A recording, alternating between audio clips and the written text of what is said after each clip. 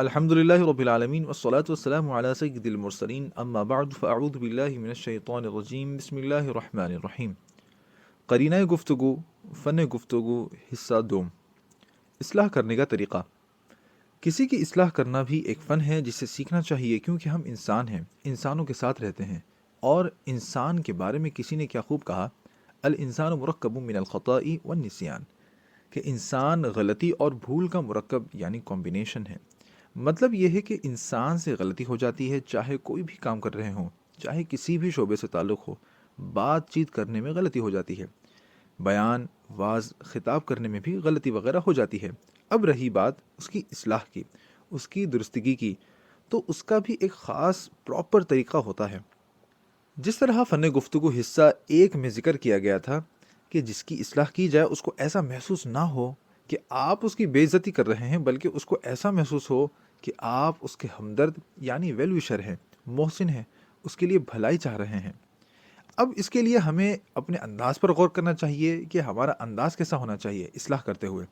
سب سے پہلے کسی کی اصلاح کرنی ہو تو سب کے سامنے نہ کی جائے، کہ اس شخص کی اصلاح کرنے میں اس کی دل آزاری بھی ہو سکتی ہے اور اصلاح بھی نہیں ہو پائے گی۔ اصلاح کرنی ہو تو اکیلے میں ہی کی جائے، اور اس انداز میں کی جائے کہ پہلے اس کی تعریف کریں۔ مثال کے طور پر کسی شخص نے بیان میں غلطی کر دی، اب اس کی اصلاح اس طرح کی جائے کہ اس کو اکیلے میں لے جائیں، پہلے اس کی تعریف کریں، اور سچی تعریف کریں، جھوٹی تعریف نہ کریں۔ پھر تعریف کرنے کے بعد یہ ہوگا کہ آپ نے اس شخص کا دل جیت لیا۔ اب وہ شخص خوش ہو جائے گا، کیونکہ انسان اپنی تعریف سن کر خوش ہو جاتا ہے۔ تو اب وہ شخص آپ سے خوش ہے۔ اب اس نے بیان میں جو غلطی کی تھی، اب اس سے اس کی غلطی کے متعلق اچھے انداز میں اسے پوچھ لیجئے کہ یقین ہو جائے، پھر عرض کی صورت میں اس کی اصلاح کی جائے، جیسا کہ بھائی اگر اس بات کو آپ اس انداز میں کہہ دیتے تو اور اچھا ہو جاتا وغیرہ۔ تو یوں کہنے سے اس شخص کی دل آزاری بھی نہیں ہوگی اور اس شخص کی اصلاح بھی ہو جائے گی۔ اس انداز کو اپنانے سے لوگ آپ کے قریب رہیں گے، آپ سے محبت کریں گے۔ جس چیز کی آپ اصلاح کر رہے ہو اس فیلڈ میں آپ کو معلومات ہونا ضروری ہے، تبھی آپ کی اصلاح کرنے میں اثر آئے گا۔ مثال کے طور پر اب کوئی ایسا شخص جس کا نعت خوانی کے شعبے سے تعلق نہیں ہے، مگر خوش الحان تجربہ کار نعت خوان کی اصلاح اس انداز میں کر رہا ہے کہ اس کی راگ کی ترنم کی اصلاح کر رہا ہے، جبکہ جو اصلاح کر رہا ہے اس نے خود آج تک کسی محفل میں نعت نہیں پڑھی۔ اب بھلا اصلاح کرنے والا اس نعت خوان کی اصلاح کیسے کر پائے گا، اور وہ نعت خوان اس اصلاح کرنے والے کی اصلاح کو کیسے قبول کرے گا؟ مگر اب ایک تجربہ کار نعت خوان اس نعت خوان کی اصلاح کرے گا تو یہ نعت خوان کو اس دوسرے نعت خوان کی بات سمجھ میں آئے گی، کیونکہ یہ دونوں ایک ہی شعبے سے تعلق رکھتے ہیں، کیونکہ لوہا ہی لوہے کو کاٹتا ہے۔ اور جس شخص کا تعلق جس شعبے سے ہوگا اسی شعبے کے لوگوں کی اچھی طرح اصلاح کر پائے گا۔ اب ایک رکشہ چلانے والا شخص قصائی کی اصلاح کرے گا تو اصلاح ہونے کے بجائے لڑائی ہی ہوگی۔ اسی طرح عمر کا تقاضا بھی ہوتا ہے۔ اگر کم عمر شخص کسی سینئر شخص کی اصلاح کرے گا تو اکثر ایسا ہوتا ہے کہ وہ یہ کہہ کر اس کو ٹال دے گا کہ تمہاری عمر کم ہے، تمہارا تجربہ کم ہے وغیرہ، کیونکہ عمر کا بھی لحاظ رکھنا ضروری ہے۔ ہاں، دونوں اگر آپس میں ایک دوسرے کو سمجھتے ہوں، ایک دوسرے کی بات پر متفق ہوتے ہوں تو یہ الگ بات ہے۔ یاد رہے، اگر غلطی بڑے شخص سے بھی ہو جائے تو اس کو بھی اپنی غلطی کو قبول کر لینا چاہیے۔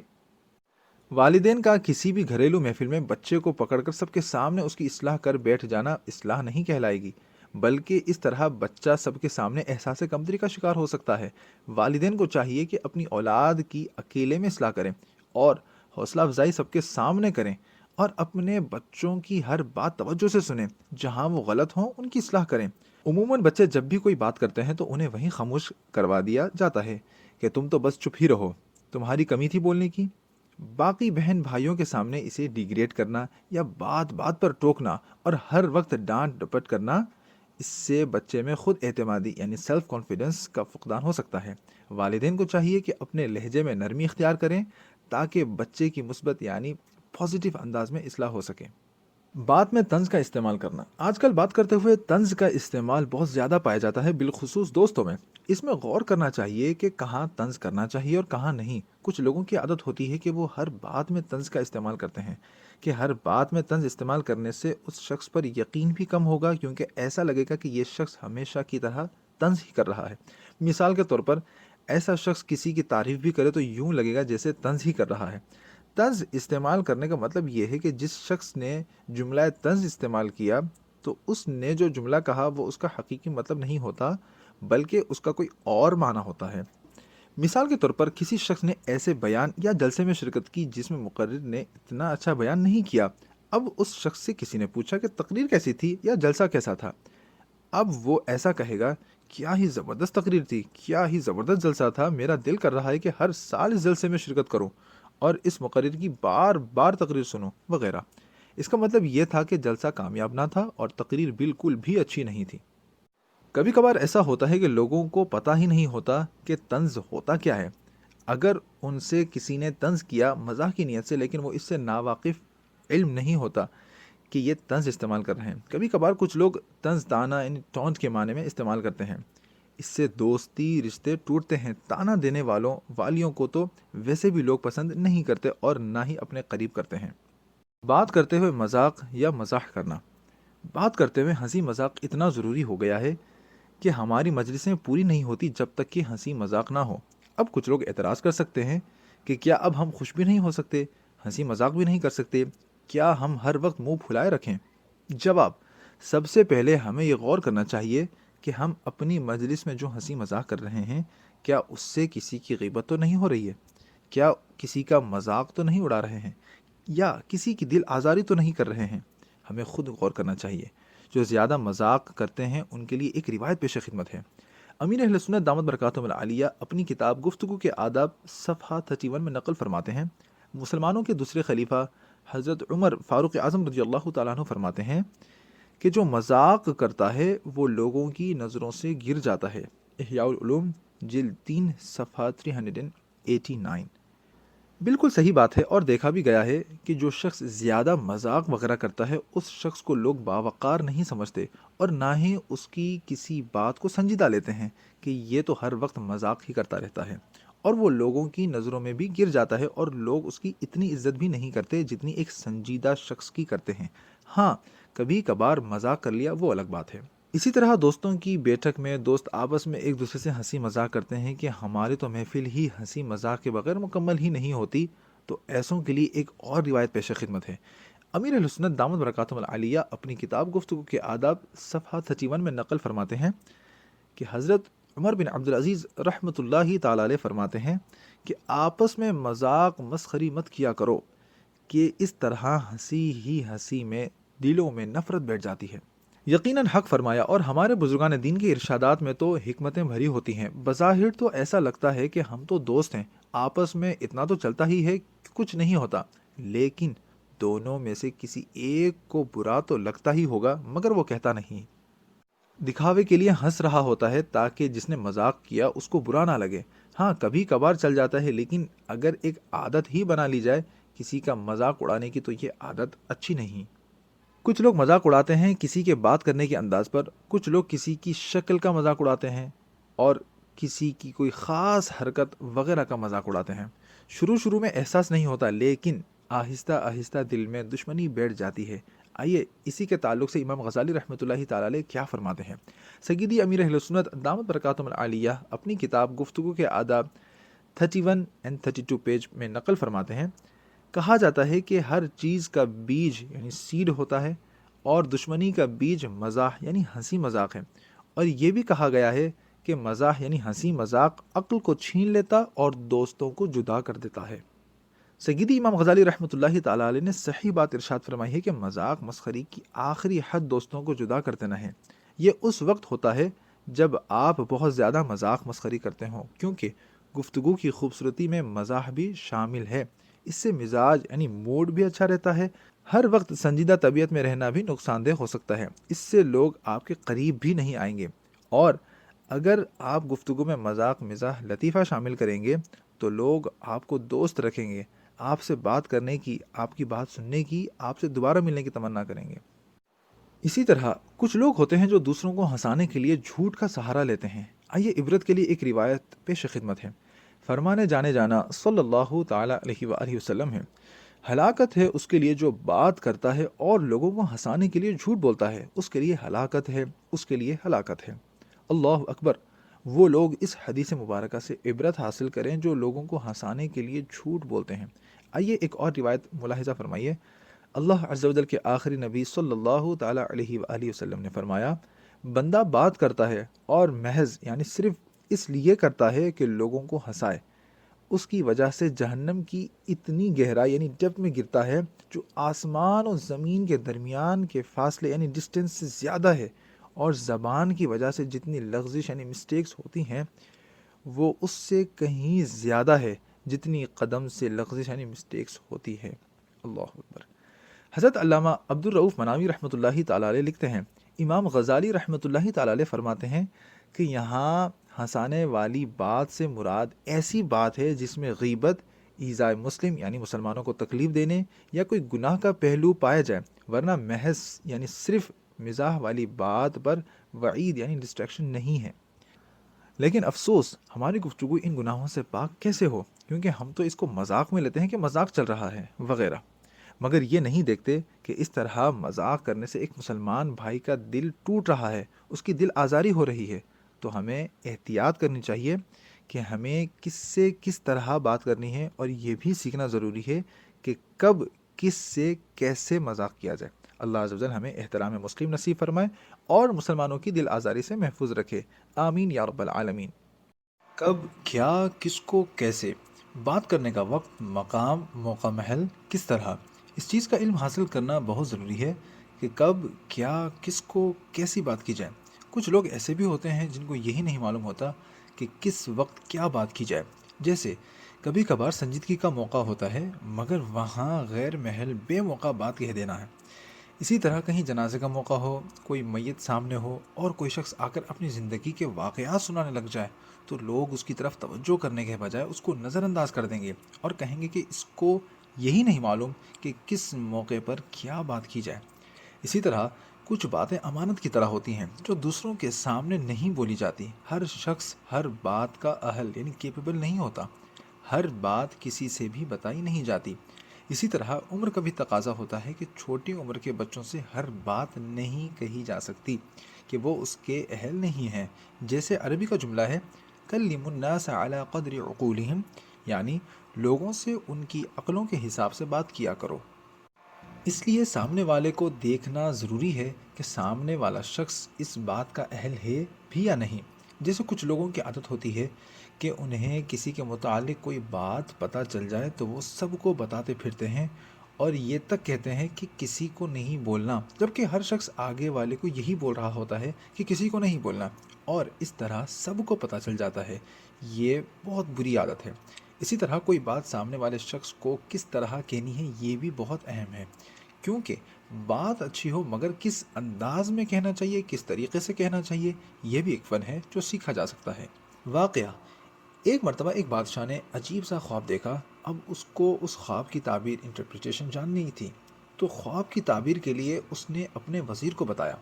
تو وزیر نے خواب کی تعبیر کو یوں بیان کیا کہ بادشاہ سلامت، آپ کے اہل خانہ یعنی آپ کے گھر والے سب آپ کے سامنے مر جائیں گے۔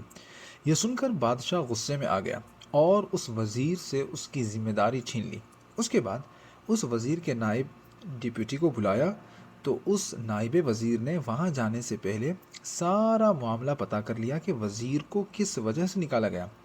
اب اس کو بادشاہ کے سامنے پیش کیا گیا اور سارا معاملہ اس کو بتایا گیا۔ اب اس نائب نے بادشاہ سے کہا، بادشاہ سلامت، آپ کے خواب کی تعبیر تو بہت پیاری ہے، آپ سن کر خوش ہو جائیں گے، اور تعبیر یہ ہے کہ آپ کی عمر آپ کے گھر والوں سے سب سے زیادہ ہوگی۔ یہ سن کر بادشاہ بہت خوش ہوا اور اس نائب وزیر کو تحفے تحائف سے نوازا۔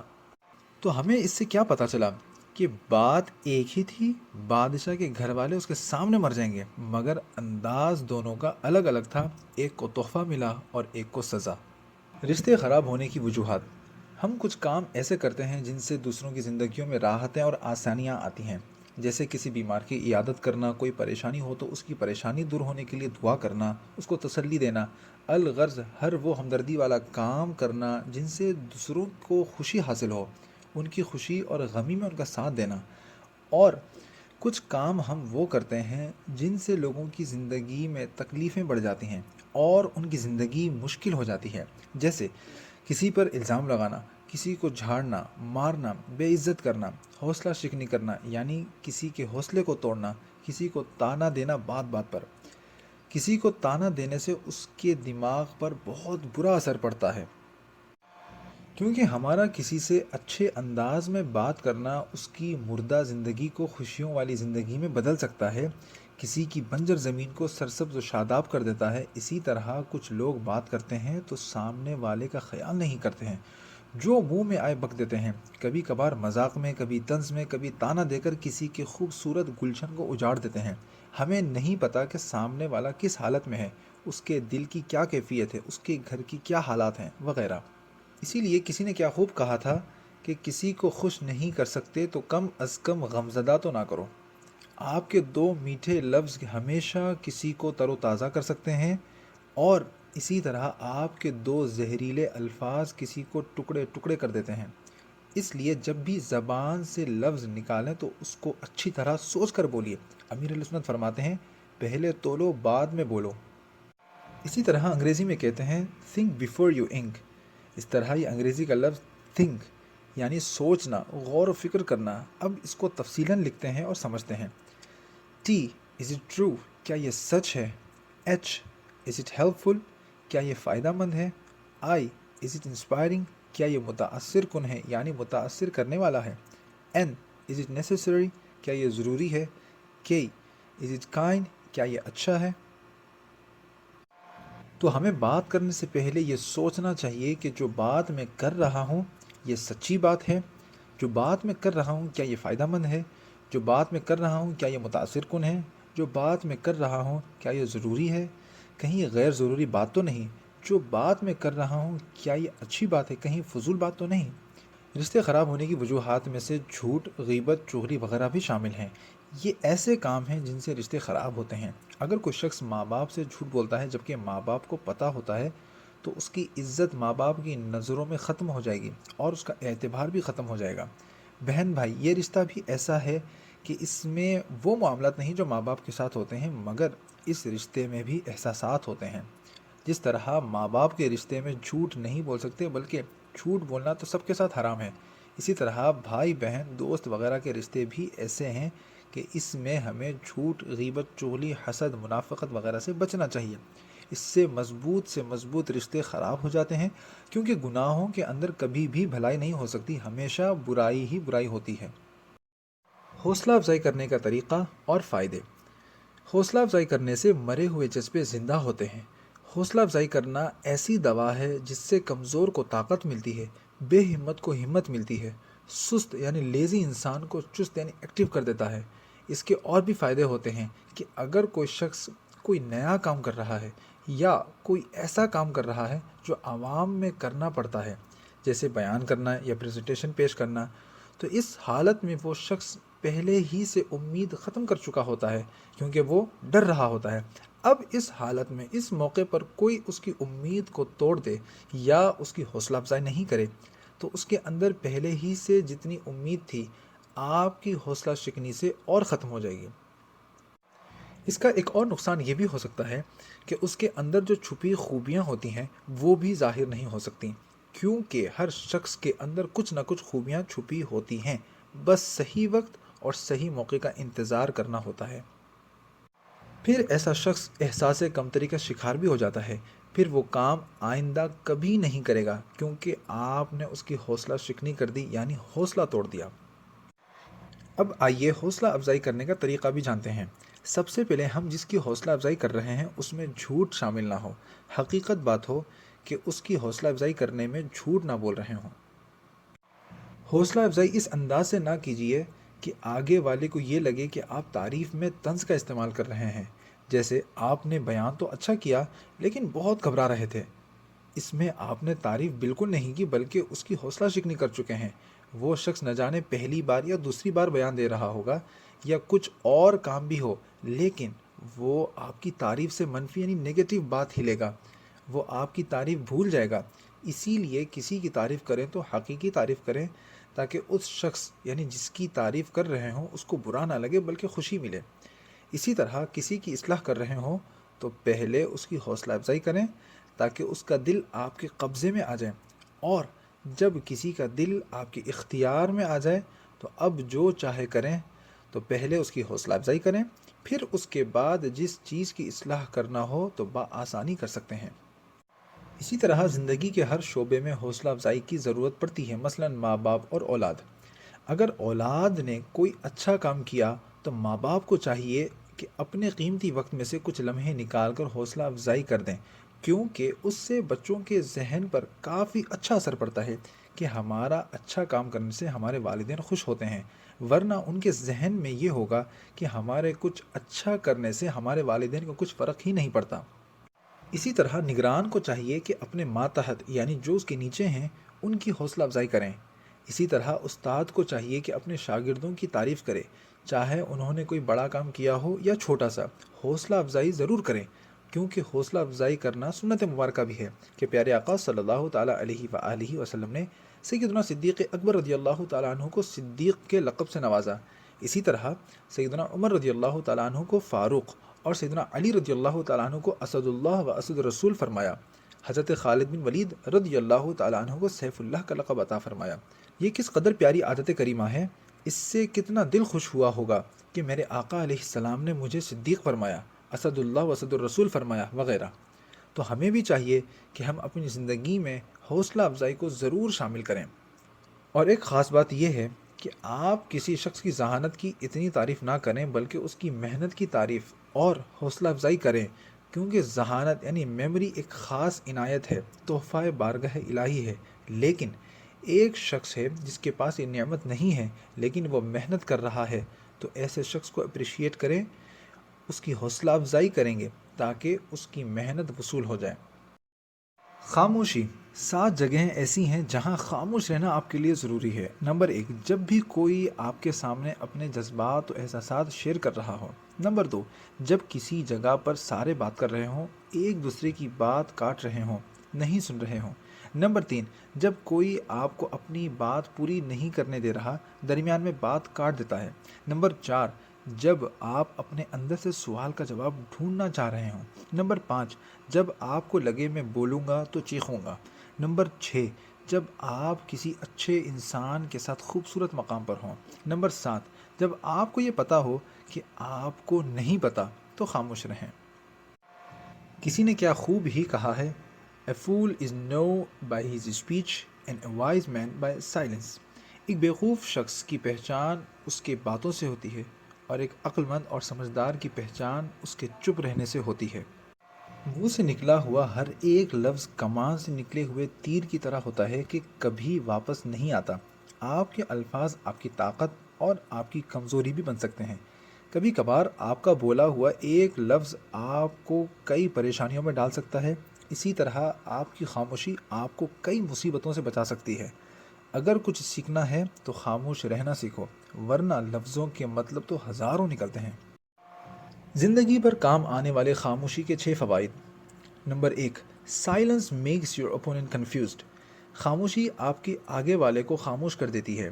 جب تک کمرے میں جتنے لوگ ہیں خاموش نہیں ہو جاتے، کچھ نہیں بولنا، وہ سب تشویش میں پڑ جائیں گے کہ یہ کیوں نہیں بول رہا ہے۔ سب دھیرے دھیرے سوچنے میں لگ جائیں گے کہ یہ کیا سوچ رہا ہے۔ پھر جب آپ کو لگے کہ سب خاموش ہو گئے ہیں تو سب کی توجہ آپ کے اوپر ہے، تو اب بولنا شروع کیجئے، کیونکہ اب آپ جو بھی بولیں گے سب توجہ کے ساتھ سنیں گے۔ سنزو یہ کھلاڑی تھا کراٹے کا، اس نے ہزاروں دشمنوں کو صرف خاموشی سے ہرایا تھا، کیونکہ آپ کی خاموشی سے دشمن کو پتہ نہیں چلتا کہ آپ کا اگلا قدم کیا ہے، اور اتنی دیر میں وہ اپنا ہدف یعنی گول بھول جاتا ہے اور اسی دوران آپ اس سے جیت جاتے ہو۔ اس نے کہا تھا، "He will win who knows when to speak and when not speak." وہ شخص کامیاب ہوتا ہے جسے پتہ ہو کہ کب کیا بولنا ہے اور کیا نہیں بولنا۔ Number 2، silence builds laser focus. کچھ بولنے سے پہلے ان 3 باتوں کو ذہن نشین کر لو اور غور کر لو۔ نمبر 1، کہ جو میں بول رہا ہوں اس بات میں کوئی وزن ہے، ویلیو ہے۔ نمبر 2، کیا میرا بولنا بھی ضروری ہے۔ نمبر 3، کیا ان باتوں سے کوئی فرق پیدا ہوگا یا لوگ اسے ایک کان سے سن کر دوسرے کان سے نکال دیں گے۔ اور یہ 3 باتوں کا جواب آپ کو کسی سے بات کر کے نہیں بلکہ خاموش رہنے سے ملے گا۔ جو لوگ خاموش ہوتے ہیں ان کا تھنکنگ پاور کافی زیادہ ہوتی ہے ان سے جو زیادہ بولتے ہیں، کیونکہ جو زیادہ بولتے ہیں وہ سوچتے کم ہیں، کیونکہ بولتے ہوئے بندہ کم سوچتا ہے، بس وہی بولتا ہے جو اس کے ذہن میں آتا رہتا ہے۔ Number 3، silence gets people's attention, خاموشی لوگوں کی توجہ حاصل کرنے کا طریقہ ہے۔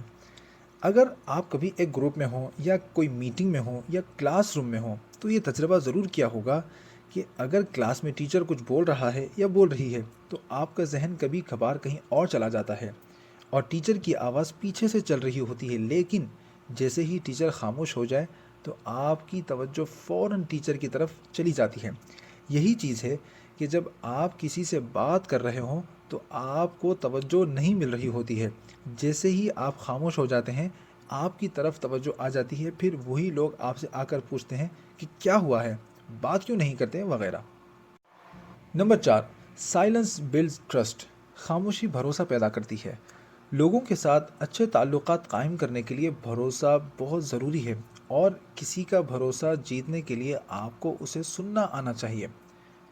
آپ اپنی کہانی سنا کر یا اپنی باتیں بتا کر اسے ہنسا تو سکتے ہیں، اسے متاثر کر سکتے ہو سکتا ہے وہ آپ کو پسند بھی کرنے لگ جائے، پر وہ آپ پر اتنی جلدی بھروسہ نہیں کرے گا جب تک آپ اس کی باتیں سننے والے نہ بن جاؤ۔ سوال، بولنے سے زیادہ سننا کیوں فائدہ دیتا ہے؟ یہ سوال اس طرح ہے کہ کیوں پیسہ بچانا پیسہ خرچ کرنے سے زیادہ ضروری ہے؟ کچھ لوگ ہوتے ہیں کہ جب بھی ملیں گے اپنی کہانیاں شروع کر دیتے ہیں، لیکن کامیاب لوگوں کو اگر آپ دیکھیں گے تو وہ زیادہ نہیں بولتے بلکہ وہ سامنے والے سے سوال کرتے ہیں، اس کے بارے میں جانتے ہیں اور آگے والے سے اس کی باتیں سنتے ہیں۔ جب کبھی آپ کسی کو سنتے ہوں تو آگے والے کو اہمیت ملتی ہے، ایسا لگتا ہے کہ آپ ان کی قدر کرتے ہوں، تو اس طرح آپ دونوں کے بیچ ٹرسٹ بڑھتا ہے۔ نمبر 5، سائلنس بلڈز اسٹرینتھ، خاموشی خود کو مضبوط کرتی ہے اور خود کو اکیلا محسوس ہونے نہیں دیتی۔ Number 6، silence helps to negotiate, جب آپ خاموش رہتے ہوں تو لوگوں سے آپ کی کمزوریاں چھپی رہتی ہیں، اس طرح آپ کو کوئی نقصان نہیں پہنچا سکتا۔ آپ اپنی خاموشی کی وجہ سے اپنے کردار پر حفاظتی حصار یعنی پروٹیکٹیو شیلڈ لگا لیتے ہو، تو کوئی نہیں جان سکتا کہ اس خاموشی کے پیچھے کیسا انسان ہے۔ اسی وجہ سے آپ کو چاہنے والے آپ کو چھوڑتے نہیں ہیں اور آپ کے دشمن آپ کو چھیڑتے نہیں۔ جب آپ خاموش ہوں تو آگے والا یہ سوچ میں مبتلا ہو جاتا ہے کہ آپ کیا سوچ رہے ہیں۔ جیسا کہ آپ کسی انٹرویو میں ہو اور آپ سے آپ کی تنخواہ طے کر دی گئی ہو تو آپ اسے فوراً جواب نہ دیں بلکہ تھوڑا انتظار کر کے دیں، کیونکہ یہ انتظاری جواب کسی کو پسند نہیں آتا، تو اس وقت وہ کچھ اور بات بول کر نئی دوسری بات کا راز بھی کھول سکتا ہے۔ اس لیے خاموشی میں بہت ساری حکمتیں ہیں۔ خاموشی کے بارے میں حکمت بھرے اقوال، خاموشی میں نجات ہے۔ سیدنا عبداللہ بن عمر رضی اللہ عنہما بیان کرتے ہیں کہ حضور صلی اللہ علیہ وسلم نے فرمایا، جو چپ رہا اس نے نجات پائی۔ عالم کی زینت اور جاہل کا پردہ، مصطفیٰ جان رحمت صلی اللہ تعالیٰ علیہ وسلم نے ارشاد فرمایا، خاموشی عالم کی زینت اور جاہل کا پردہ ہے۔ سونا چاندی، حضرت سلیمان علیہ نبینا وعلیہ السلام نے ارشاد فرمایا، اگر گفتگو یعنی بات کرنا چاندی یعنی سلور ہے تو خاموشی سونا یعنی گولڈ ہے۔ کامل مومن، حضرت سیدنا سفیان بن عیینہ رحمۃ اللہ تعالیٰ علیہ فرماتے ہیں، منقول ہے کہ مومن اس وقت کامل مومن ہوتا ہے جب وہ طویل خاموشی والا ہو، اس کی گفتگو اچھی ہو، جھوٹ نہ بولتا ہو اور پرہیزگاری میں مخلص ہو، یعنی دکھاوا اور ریاکاری سے بچتا ہو۔ 40 سال تک منہ میں پتھر رکھا، حضرت سیدنا ارطح بن منذر رحمۃ اللہ تعالیٰ علیہ فرماتے ہیں، ایک شخص نے 40 سال تک منہ میں پتھر رکھ کر خاموش رہنا سیکھا، صرف کھانے پینے اور سونے کے لیے ہی منہ سے پتھر نکالتا تھا۔ کسی کے پیغام کا جواب دینا اور اس کا طریقہ، پرانے زمانے میں دور رہنے والوں سے رابطہ کرنے کے لیے خط یعنی لیٹر لکھے جاتے تھے، لیکن آہستہ آہستہ جدید چیزیں آنے لگی ہیں تو اب رابطہ کرنا بہت آسان ہو گیا۔ اب اگر کسی نے آپ کو پیغام بھیجا تو اس میں 2 قسم کے لوگ ہوتے ہیں۔ نمبر 1، یہ وہ لوگ ہوتے ہیں جو زندگی کے تمام کاموں سے اپنے آپ کو فارغ کر کے حلال و حرام کی تمیز کیے بغیر، صحیح غلط کی تمیز کیے بغیر اپنے اوپر یہ فرض کر لیتے ہیں کہ ہر قسم کے میسیجز ساری دنیا کو بھیجنے ہیں، چاہے وہ میسیجز فائدہ مند ہوں یا نہ ہوں۔ نمبر 2، یہ وہ لوگ ہوتے ہیں جو صرف ضروری میسج بھیجتے ہیں، صرف کام سے کام رکھتے ہیں، اور ایسے ہی لوگ کامیاب ہوتے ہیں، اور ایسے لوگوں کے پیغام کی اہمیت بھی ہوتی ہے۔ جب ایسے لوگ میسج بھیجتے ہیں تو کچھ ضروری پیغام ہی ہوتا ہے۔ اب آئیے چہرے کے تاثرات یعنی فیس ایکسپریشنز کے بارے میں کچھ جانتے ہیں۔ جب ہم کسی سے فیس ٹو فیس یعنی آمنے سامنے بات کر رہے ہوتے ہیں تو چہرے کے تاثرات یعنی فیس ایکسپریشن سے موڈ کا پتہ چل جاتا ہے، اور جبکہ یہ چہرے کے تاثرات کا علم بھی ایک حساب سے ایک فن ہے جسے سیکھا جا سکتا ہے۔ لیکن جب آپ کسی سے چیٹنگ کر رہے ہوتے ہیں تو نہ آپ کو اس کی کیفیت کا اندازہ ہے اور نہ اس کو آپ کی کیفیت کا اندازہ ہے، اور ہر شخص یہ چاہتا ہے کہ جس سے بھی وہ بات کر رہا ہے وہ اس سے متاثر ہو جائے، اور آپ بلا وجہ کسی کو بھی متاثر یعنی انسپائر نہیں کر سکتے۔ اس کے لیے آپ کو کچھ کرنا ہوگا جس سے آگے والا آپ سے متاثر ہو جائے، اور جبکہ گفتگو صرف بات چیت کرنے کا نام نہیں بلکہ گفتگو کرنا ایک ایسا فن ہے جس سے نہ صرف آپ کی شخصیت پرکشش یعنی اٹریکٹیو ہوتی ہے، بلکہ اس سے آپ کی عزت و وقار یعنی ڈگنیٹی اور محبت میں بھی اضافہ ہوتا ہے۔ اور جن لوگوں کو گفتگو کرنا نہیں آتا تو ایسے لوگ نہ اپنے جذبات کسی دوسرے کو سنا سکتے ہیں اور نہ کسی اور کی سمجھ سکتے ہیں، جس کی وجہ سے ان کے تعلقات خراب ہو جاتے ہیں۔ گفتگو اچھے تعلقات بنانے کا ذریعہ ہے۔ گفتگو نئے لوگوں سے جڑنے کا راستہ ہے۔ ناکام تعلقات کی ایک بڑی وجہ یہ بھی ہوتی ہے کہ اچھی گفتگو کرنا نہیں آتی، یعنی اچھی طرح بات کرنا نہیں آتا۔ اب ہمارا موضوع چیٹنگ ہے۔ جب کسی سے چیٹ کر رہے ہوں تو سب سے پہلے آپ اس سے سلام دعا اچھے انداز میں کریں، لیکن اس سے پہلے یہ دیکھنا ہوگا کہ آگے آپ جس کے ساتھ بات کر رہے ہوں تو اس کے حساب سے گفتگو شروع کریں۔ کبھی کبھار آپ بڑی شخصیت یعنی بگ پرسنالٹی سے بات کر رہے ہوتے ہیں تو اپنے الفاظ کا چناؤ یعنی سلیکشن اچھا رکھنا چاہیے، اس کی شخصیت کے مطابق ہونا چاہیے۔ گفتگو کا اصل مقصد کیا ہے؟ یہ گفتگو کرنے سے پہلے دیکھنا ہوگا، کیونکہ ہر کام کرنے سے پہلے اس کا مقصد ہمیں پتہ ہونا چاہیے۔ تو اب یہ طے کریں کہ آگے والے سے کس مقصد سے بات کر رہے ہیں، موضوع کیا ہے، اس کے بعد اب گفتگو شروع کریں۔ لیکن اب مسئلہ یہ ہوگا کہ ہمیں آگے والے کا موڈ کیسے پتہ چلے، کیونکہ اگر ہم کسی سے آمنے سامنے بات کر رہے ہیں تو ہمیں اندازہ ہو جاتا ہے کہ اس کا موڈ کیسا ہے چہرے کے تاثرات یعنی فیس ایکسپریشن سے۔ لیکن چیٹ میں ہمیں آگے والے کا موڈ پتہ نہیں چل رہا ہوتا، تو ہمیں یہ چاہیے کہ ہم خود ہی اس انداز سے گفتگو کریں کہ آگے والے کو اچھا لگے۔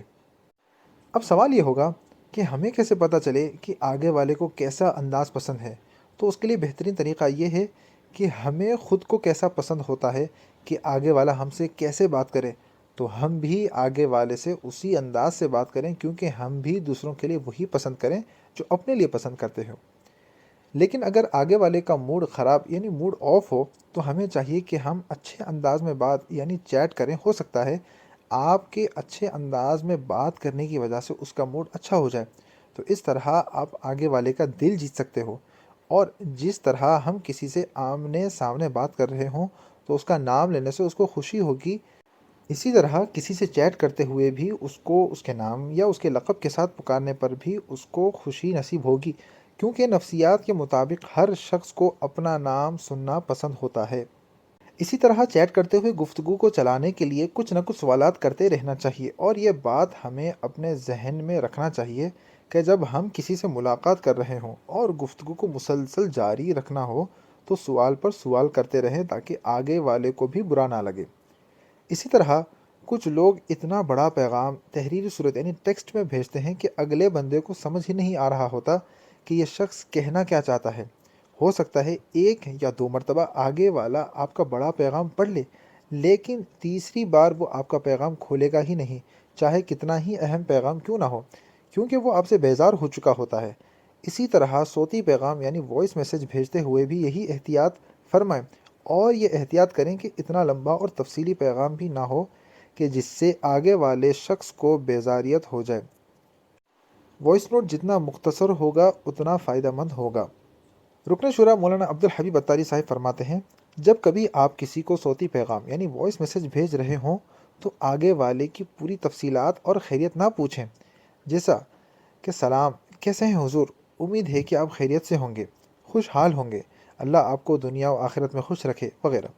ساری دنیا کی خیریت اور دعائیں دینے کے بعد جس مقصد کے لیے پیغام بھیجا وہی ختم ہو جائے گا، اور آگے والا آپ کی بات ہی نہیں سنے گا تو ہمیں یہ چاہیے کہ مختصر سلام و دعا کے بعد جو ضروری بات ہو وہی بتائیں یا پوچھیں، مطلب صرف وہی بات کریں جس کے لیے آپ نے میسج کیا ہے، اور کوشش کریں کہ جتنا ہو سکے کم وقت میں اپنی گفتگو مکمل کر لیں۔ دوسری اہم بات، جب کبھی آپ کسی کو پیغام بھیجنا چاہیں تو ایک لمحہ رک جائیں، پھر ریکارڈ کرنا شروع کریں۔ اس سے یہ ہوگا کہ آگے والا آپ کا پیغام سننے کے لیے تیار ہو جائے گا اور موبائل کان کو لگا کر سن سکے گا، کیونکہ کبھی ایسا ہوتا ہے کہ آپ لوگوں میں ہوتے ہیں، اب کسی کا میسج آ جائے اور وہ سننے کے لیے کان پر لگائے اور لگانے سے پہلے ہی پیغام بھیجنے والے کی آواز دوسروں تک پہنچ جائے تو اس سے شرمندگی ہوتی ہے۔ ایک اور اہم بات، جب کسی کو کوئی پیغام یعنی میسج بھیج رہے ہوں تو اس کو ایک بار ضرور پڑھیں یا سن لیں، کیونکہ ہو سکتا ہے آپ نے کچھ ایسا بول دیا ہو یا لکھ دیا ہو جو آپ کو نہیں کرنا چاہیے تھا۔ اس کا فائدہ یہ ہوگا کہ آپ کو بعد میں شرمندگی نہیں اٹھانی پڑے گی۔ چیٹنگ کرتے ہوئے ایموجیز کا استعمال کرنا۔ چیٹنگ کے دوران ایموجیز بھیجنے کا فائدہ یہ ہوتا ہے کہ آگے والے کو آپ کے موڈ کا پتہ چل جاتا ہے، اور اسی طرح صحیح وقت پر صحیح ایموجی بھیجنے سے آگے والے سے آپ کی ذہنی تعلقات یعنی انڈرسٹینڈنگ کافی بڑھ جاتی ہے۔ مثال کے طور پر، اگر آپ نے کسی کو بتانا ہے کہ آپ عجیب کیفیت میں ہیں اور آپ نے افسوس والی ایموجی بھی ساتھ میں بھیجی تو اس کا اثر اور زیادہ ہوگا بنسبت اس کے جس کو آپ نے ایموجی نہیں بھیجا۔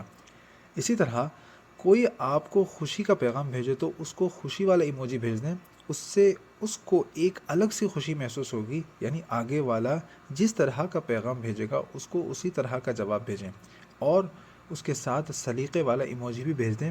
اس سے آگے والے کو یہ اندازہ ہوگا کہ آپ اس کے ساتھ گفتگو میں مکمل شامل ہیں۔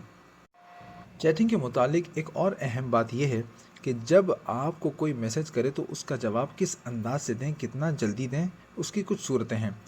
اگر اس نے کچھ تحقیقی سوال پوچھا اور اس کا جواب آپ کو نہیں آتا تو خاموش رہنے کے بجائے اس کو یہ بتا دیا جائے کہ میں آپ کو جواب دوں گا، مگر یہ نہ کیا جائے کہ اس کا میسج پڑھ کر جواب ہی نہ دے، کیا پتہ اس میں کوئی اہم مسئلہ ہو وغیرہ۔ اس میں آگے والے کی دل آزاری بھی ہو سکتی ہے، اور آگے والے کو چاہیے کہ حسن ظن کا پہلو بھی قائم رکھیں کہ ہو سکتا ہے کہ آپ نے کچھ پیغام بھیجا ہو اور دوسرے شخص نے آپ کا پیغام دیکھنے کے بعد اس کو کچھ مجبوری آ گئی ہو، کچھ بھی ہو سکتا ہے۔ خیر، ہمیں یہ چاہیے کہ جس کا پیغام آئے اسے جلد سے جلد جواب دینے کی کوشش کریں، حکمت عملی سے، نہ بہت جلد بازی میں نہ بہت سست۔ اپنے پیغام یعنی میسج کی اہمیت بڑھانے کے لیے لوگوں کو کم میسج کیا کریں، اور جو میسج کریں فائدہ مند ہو۔ اس سے یہ ہوگا کہ آپ جس کو بھی میسج کریں گے وہ آپ کے میسج کو اہمیت دے گا۔ رشتہ قائم رکھنے کے لیے آج کے زمانے میں یہ بہت بہترین چیز ہے کہ آپ اپنے عزیز و اقارب سے رابطے میں رہیں، سلام دعا کرتے رہیں، نصیحت کی باتیں ویڈیوز اور تصاویر کی صورت میں بھیجیں۔ اس سے نیکی کی دعوت بھی عام ہوگی اور رابطہ بھی برقرار اور مضبوط رہے گا۔ گفتگو کو متاثر کن بنانے کے 10 طریقے۔ کسی مشہور آدمی کی کہاوت ہے کہ خوبصورت انداز میں لکھنا بہت آسان ہے، صرف قلم اٹھانے سے ایک تلوار آپ کے ہاتھ میں آ جاتی ہے جس سے آپ جتنی چاہے گہری ضرب لگا سکتے ہیں، لیکن ذہین آدمی کی پہچان تب ہوتی ہے جب وہ اچھا لکھنے کے ساتھ ساتھ صحیح وقت با اثر الفاظ بولنے کی صلاحیت بھی رکھتا ہو۔ کسی دوسرے تک اپنا موقف پہنچانے اور اپنی بات کو صحیح معنوں میں سمجھانا ایک فن ہے، اور اس فن کو سیکھنے کے لیے کچھ اہم چیزیں ہیں جو انسان کو ذہن نشین رکھنی چاہیے۔ نمبر 1، غلطی کی پہچان اور اس کی اصلاح۔ اچھا بولنے سے مراد کوئی نئی زبان بولنا نہیں، بلکہ یوں کریں کہ اپنی آواز ایسے ریکارڈ کریں جیسے آپ سامعین یعنی آڈینس سے بات کر رہے ہوں، پھر اس کو سنیں۔ اس میں آپ کو اندازہ ہو جائے گا کہ آپ نے کیا غلط بول دیا۔ اس طرح اصلاح کا موقع ملے گا، کریکشن کرنے کا موقع ملے گا۔ نمبر 2، جذبے کی موجودگی۔ گفتگو میں جذبے کا استعمال۔ بات کرتے ہوئے جذبات یعنی ایکسپریشنز کا ہونا لازمی حصہ ہے۔ جذبات یعنی ایکسپریشنز کے بغیر کسی بات میں اثر پیدا نہیں ہوتا۔ بڑے بڑے لیڈرز اپنی تقریر میں جذباتی انداز اس لیے اپناتے ہیں کہ جب تک کہ سننے والے کو یہ یقین نہ ہو جائے کہ بات دل سے کی جا رہی ہے اور سچ کہا جا رہا ہے، تب تک بات اثر انداز نہیں ہوتی۔ نمبر 3، اعتماد، کانفیڈنس۔ جذبات کے ساتھ ساتھ ایک بہت گہرا تعلق رکھنے والی چیز اعتماد یعنی کانفیڈنس بھی ہے۔ ایک اچھے مقرر کو ایک اچھے بولنے والے کو اپنی بات میں اپنے لہجے میں خود اعتمادی یعنی سیلف کانفیڈنس کی بھی ضرورت ہوتی ہے۔ نمبر 4، آئیڈیل کا انتخاب۔ کسی ماہر گفتگو کو سنیں جو اپنی خوش بیانی یعنی اچھا بولنے کے انداز سے لوگوں میں پسند کیا جاتا ہو، اس کو فالو کریں، اس کے انداز کو اپنائیں، بہت جلد آپ کو بھی گفتگو پر مہارت حاصل ہو جائے گی۔ نمبر 5، خوش مزاجی کا اظہار۔ کسی کی نظر میں اچھا ہونے کے لیے، اچھا بننے کے لیے خوش مزاج ہونا انتہائی ضروری ہے۔ جب آپ لوگوں سے مسکرا کر خوش اخلاقی سے بات کریں گے تو لوگوں میں زیادہ پسند کیے جائیں گے۔ نمبر 6، حقیقت گوئی۔ اپنی بات میں صاف گوئی کا استعمال کریں، مطلب حقیقت بولیں، حق بولیں۔ یہ آپ کی بات میں اعتماد رکھیں، مگر یہ اتنی بھی نہ ہو کہ لہجے اور بات میں تلخی یعنی سختی پیدا کر دے۔ تلخی یعنی سختی سننے والوں پر بہت برا اثر ڈالتی ہے۔ نمبر 7، رابطہ بحال کرنا۔ جب کبھی گفتگو کریں، سامنے والے کو دیکھتے ہوئے بات کریں۔ اس طرح کرنے سے آپ کی بات میں اچھا اثر آئے گا، آپ کا کانفیڈنس لیول بھی بڑھ جائے گا اور سامنے والا بھی آپ کو بہتر طریقے سے سمجھ سکے گا۔ نمبر 8، خوش الہانی یعنی ٹون۔ آواز میں تاثیر اور خوش الہانی کا ہونا بھی ضروری ہے۔ الفاظ کے ساتھ ساتھ آواز کا اتار چڑھاؤ بہت معنی رکھتا ہے۔ اسی طرح گہری بات سمجھانے کے لیے آواز کو دھیما ہونا چاہیے یعنی آہستہ ہونا چاہیے تاکہ سننے والے کو آپ کی بات آسانی سے سمجھ آئے اور آپ کے الفاظ میں اثر پیدا ہو۔ نمبر 9، مزاح کرنا۔ آگے والے کو اپنی بات میں مصروف رکھنے کے لیے اس میں دلچسپی پیدا کریں، اور دلچسپی پیدا کرنے کا ایک بہت عام طریقہ سننے والے کو ہنسانا ہے۔ جب آگے والے کو آپ کی بات سننے میں مزہ آنے لگے گا تو وہ آپ کو زیادہ غور سے سننے پر مجبور ہو جائے گا۔ نمبر 10، حرف آخر۔ کسی بھی فن میں مہارت حاصل کرنے کے لیے اس کی مشق کرنا بہت ضروری ہے، اس لیے زیادہ سے زیادہ مشق یعنی پریکٹس کریں۔ حکمت کی باتیں۔ نمبر 1، عقل مند سوچ کر بولتا ہے اور بیوقوف بول کر سوچتا ہے۔ نمبر 2، کسی کا مذاق اڑانا خطرہ ہے کہ کہیں آپ اس مصیبت میں نہ پھنس جائیں۔ نمبر 3، جو راز کہنے کے قابل نہ ہو اس کو منہ سے ہرگز نہ نکالو۔ نمبر 4، جب تم کوئی بات کہو تو دلیل کے ساتھ کہو اور جھوٹا دعویٰ نہ کرو۔ نمبر 5، کسی شخص سے فضول بحث و مباحثہ مت کرو، چاہے وہ دوست ہو یا دشمن۔ نمبر 6، اپنی آنکھ اور زبان کو ہر وقت اپنے قابو میں رکھو۔ نمبر 7، جب کسی مجلس میں کوئی بات کہنا چاہو تو خوب غور کرو کہ وہاں وہ بات کسی کے خلاف نہ ہو۔ نمبر 8، کم بولنا، بہت سوچنا یعنی غور و فکر کرنا اور حسب ضرورت سونا عقل مندی کے کام ہیں۔ نمبر 9، اپنے سے بڑی عمر کے بزرگ سے مذاق نہ کرو۔ نمبر 10، بڑے عہدے یعنی ہائی اسٹیٹس آدمی کے سامنے مختصر بات کرو۔ نمبر 11، عوام سے اس طرح بات نہ کرو کہ وہ تم سے بے تکلف ہو جائیں۔ نمبر 12، اگر کوئی بے وقوفی والا کام تم سے ہو جائے تو اسے ہمیشہ یاد رکھو کہ آئندہ یہ غلطی دوبارہ نہ ہو۔ نمبر 13، اتنا مختصر بھی نہ بولو کہ آگے والے کو مقصد ہی سمجھ نہ آئے۔ نمبر 14، جب دو لوگ بات کر رہے ہوں تو بیچ میں نہ بولو اگرچہ تم ان سے بہتر جانتے ہو۔ نمبر 15، احمق یعنی بیوقوف کی ایک نشانی یہ بھی ہے کہ وہ بغیر پوچھے بول اٹھتا ہے۔ نمبر 16، کسی آدمی کو غیر آدمیوں کے سامنے شرمندہ نہ کرو۔ نمبر 17، اگر کسی کو سمجھانا ہو تو اکیلے میں سمجھاؤ۔ نمبر 18، جو شخص کسی کی غیبت تمہارے سامنے کرتا ہے تو وہ تمہاری غیبت کسی اور کے سامنے بھی کرتا ہوگا۔ نمبر 19، جس نے اپنی زبان قابو میں کر لی اس نے کئی مصیبتوں کو اپنے اختیار میں کر لیا۔ نمبر 20، زبان کی حفاظت دولت کی حفاظت سے زیادہ مشکل ہے۔ نمبر 21، جب تک کسی سے بات نہ ہو اسے حقیر نہ جانو۔ نمبر 22، زبان کی حفاظت سونے چاندی سے بڑھ کر کرو۔ نمبر 23، اچھی بات کرنا چپ رہنے سے افضل ہے اور چپ رہنا فضول بات کرنے سے افضل ہے، جبکہ بری بات کہنا تو برا ہی ہے اور اچھی بات صدقہ ہے۔ نمبر 24، میٹھی اور نرم باتیں کرنا بھی صدقہ ہے۔ نمبر 25، کہا جاتا ہے کہ زبان میں ہڈی نہیں مگر یہ ہڈیاں توڑوا دیتی ہے، زبان تلوار نہیں مگر خون بہا دیتی ہے۔ نمبر 26، کسی نے کہا ہے کہ خیالوں کی حفاظت کرو یہ الفاظ بن جاتے ہیں، الفاظ کی حفاظت کرو یہ اعمال بن جاتے ہیں، اعمال کی حفاظت کرو یہ کردار بن جاتے ہیں، اور کردار کی حفاظت کرو، یہ پہچان بن جاتے ہیں۔ امام غزالی رحمۃ اللہ تعالیٰ علیہ کی حکمت بھرے اقوال۔ امام غزالی رحمۃ اللہ تعالیٰ علیہ فرماتے ہیں، گفتگو کی 4 اقسام ہیں۔ نمبر 1 مکمل نقصان دہ بات، نمبر 2 مکمل فائدہ مند بات، نمبر 3 ایسی بات جو نقصان دہ بھی ہے اور فائدہ مند بھی ہو، نمبر 4 ایسی بات جس میں نہ فائدہ ہو نہ نقصان۔ وضاحت یعنی ایکسپلینیشن۔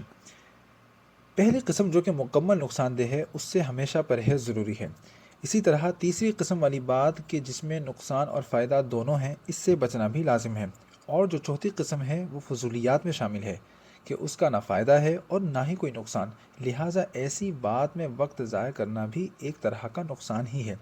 اس کے بعد صرف دوسری قسم کی بات رہ جاتی ہے، یعنی باتوں میں 3/4 یعنی 75% تو قابل استعمال نہیں، اور صرف 1/4 یعنی 25% بات جو کہ فائدہ مند ہے، بس وہی قابل استعمال ہے۔ مگر اس قابل استعمال بات کے اندر باریک قسم کی ریاکاری، بناوٹ، غیبت، جھوٹے مبالغے، میں کرنے کی آفت یعنی اپنی فضیلت پاکیزگی بیان کر بیٹھنے وغیرہ وغیرہ کے اندیشے ہوتے ہیں۔ نیز فائدہ مند گفتگو کرتے کرتے فضول باتوں میں جا پڑتے ہیں، اس کے ذریعے مزید آگے بڑھتے ہوئے اس میں گناہ کا ارتکاب ہو جانے وغیرہ کے خدشات شامل ہیں، اور یہ شمولیت ایسی باریک ہے جس کا علم نہیں ہوتا، لہٰذا اس قابل استعمال بات کے ذریعے بھی انسان خطرات میں گھرا رہتا ہے۔